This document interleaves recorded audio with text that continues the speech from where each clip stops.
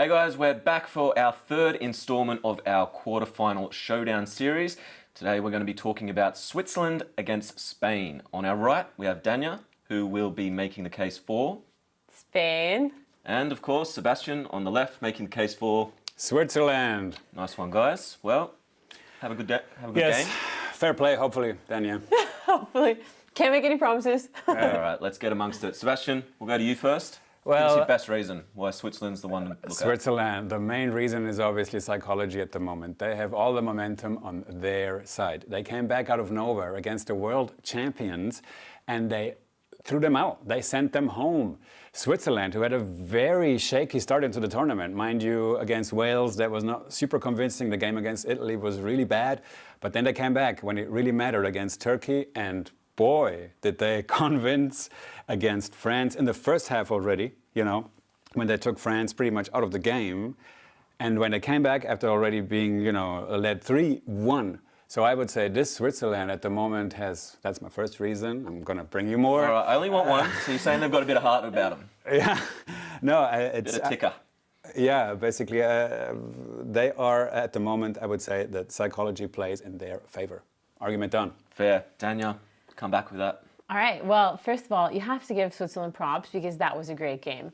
But that's fair play. Bravo. Speaking about fair play, it was a great game. I was happy that they won. But to be fair, okay, France did make a mistake tactically. So maybe that was why Switzerland was controlling the first half. But Spain, okay, talking about teams who started the tournament a little bit slower, okay, they started slower, but in their last two games, they scored 10 goals. They haven't lost in their last 12 games. Out of those 10 goals they scored, 8 different players scored the goals, okay? Now, everyone was criticizing Morata because he couldn't score, but he did score, and even if he doesn't score, others players can score. Now, Switzerland, okay?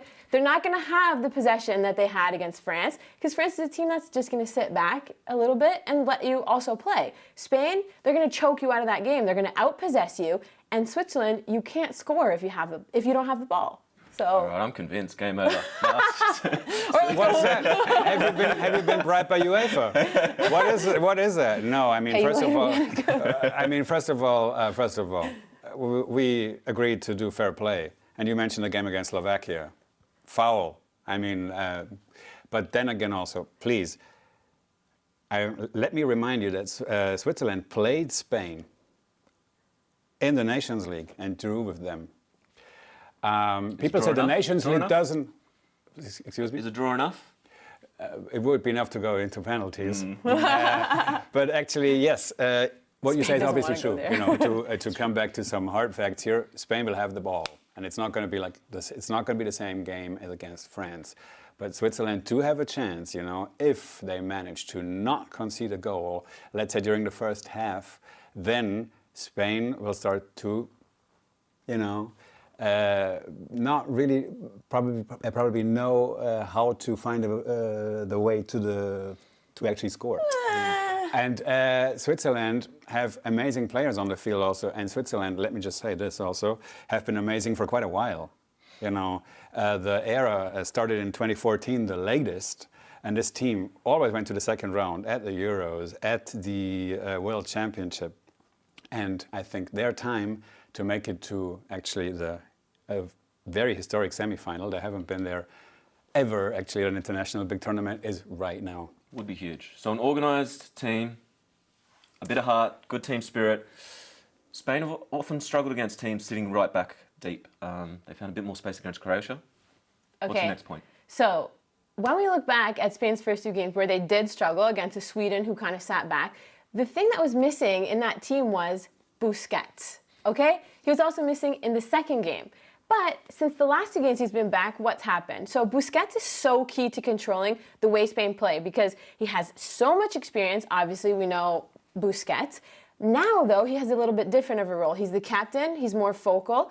Now, what he can do is he can play the ball vertically, more vertically than we saw them play in the first two games, but he also knows when to play it out wide. Now, if you're playing against a team like Switzerland, who will probably sit back a little bit, you have to be able to be controlled and disciplined in your possession, suck them out to create spaces. Now, if the team stretches, play it between the lines. If not, you play it in behind. Busquets, Pedri, more than capable of doing that. Spain has 90% pass accuracy. So when you need to be pinpoint in those situations, I think Spain is the team to do that.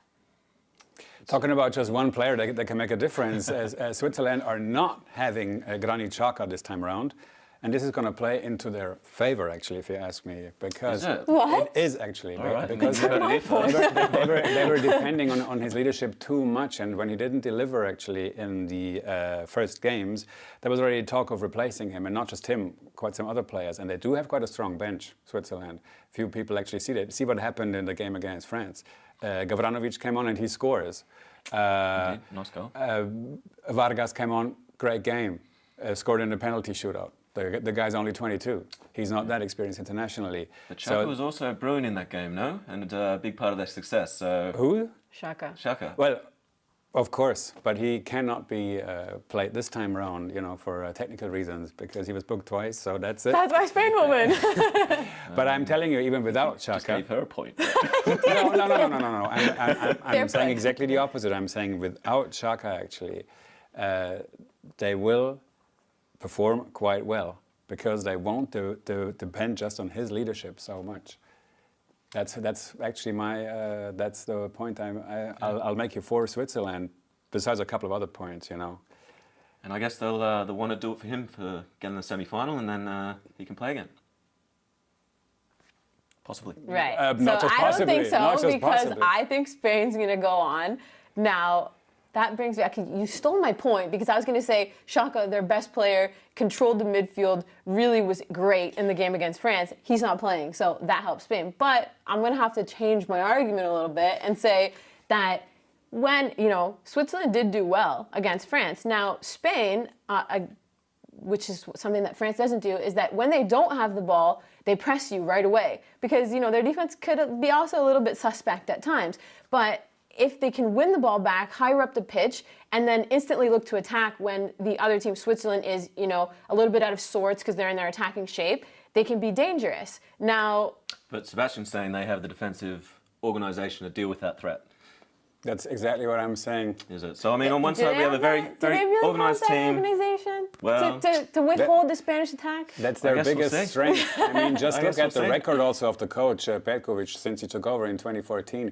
He always looked good against big teams. Brazil, Luis Enrique? Anyone? Barcelona? Yeah? Fair enough. Get it done when it matters. That's what Sebastian's saying. Big name. I like Petkovic though. I have to be honest.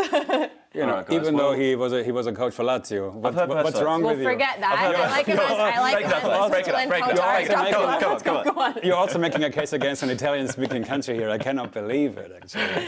All right, here we go, guys. We saw how Switzerland played against Italy, right? A midfield team who controls the middle. It's getting out of control. All right. Out of control. Sorry. Let's not talk about the Italy game anymore. We're talking about now. We're talking about the France game and the Spain game that's to come, actually. All right, all I want to hear now is a few predictions. I want to hear scoreline, and I want to hear man of the match. Daniel.